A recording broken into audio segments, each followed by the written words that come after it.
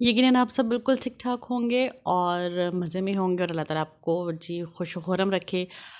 آج ہم بنانے جا رہے ہیں بہت ہی مزیدار قتلم میں، لاہوری قتلم میں۔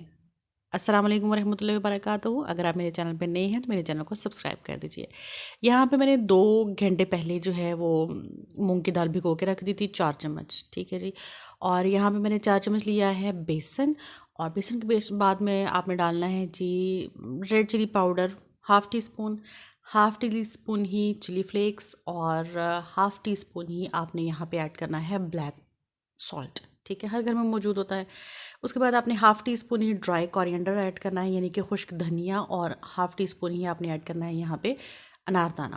تھوڑا سا فوڈ کلر آپ زردہ رنگ ڈال لیجیے، اور تھوڑا سا لال رنگ اگر آپ کا دل کرے تو وہ آپ ایڈ کر لیجیے، اور تھوڑا سا پانی ڈال کے اچھا سا پیسٹ بنا لیجیے۔ سائڈ پہ آئل رکھ دیجیے گرم فرائنگ کے لیے، اور یہاں پہ عام جو ہم گھر میں آٹا جس روٹی کا بناتے ہیں وہی میں نے آٹا لیا ہے، ٹھیک ہے۔ کوئی اسپیشل اس میں راکٹ سائنس نہیں ہے گوندنے میں، یا کوئی اسپیشل انگریڈینٹس نہیں ہے۔ اب یہاں پہ میں نے اسی آٹے میں سے جو ہم روز گوندتے ہیں اس میں سے ایک پیڑا لے لیا ہے، اور اس کی ایک روٹی بنا لی ہے جیسے ہم نارمل سائز کی گھر میں بناتے ہیں۔ ویسے تو یہ بڑے سائز کا ہوتا ہے، لیکن کیونکہ ہم گھر میں بنا رہے ہیں اس لیے اس کو کڑاہی کے اکارڈنگ میں نے بنایا ہے۔ میرے پاس فرائی پین ہے، کڑاہی بہت بڑی جو ہے وہ ہمیں اس کے لیے چاہیے ہوتی ہے، کیونکہ یہ بہت بڑے سائز کا بنتا ہے تو اس کو ہمیں کرنے کی ضرورت نہیں ہے۔ تو یہاں پہ ہم نارمل سائز کا بنائیں گے، اور یہاں پہ جو ہم نے پیسٹ تیار کیا تھا بیسن کا اس کو سارے روٹی پہ ہم نے اسپریڈ کر دینا ہے۔ آپ فوک کا بھی یوز کر سکتے ہیں۔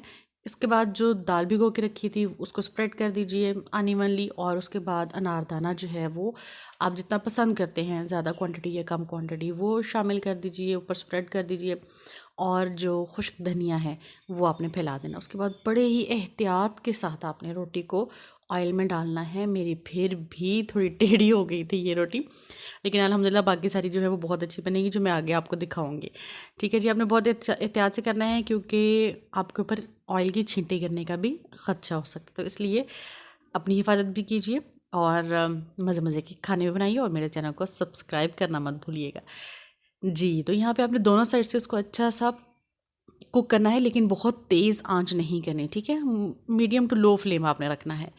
اب دیکھیں جی، یہ بہت ہی اچھے بن گئے تھے، باقی تمام سب گھر والوں کے الحمدللہ بنے تھے اور سب کو بہت پسند آئے۔ تو آپ بھی اپنے گھر میں بنائیے گا اور سب کو انجوائے کروائیے گا۔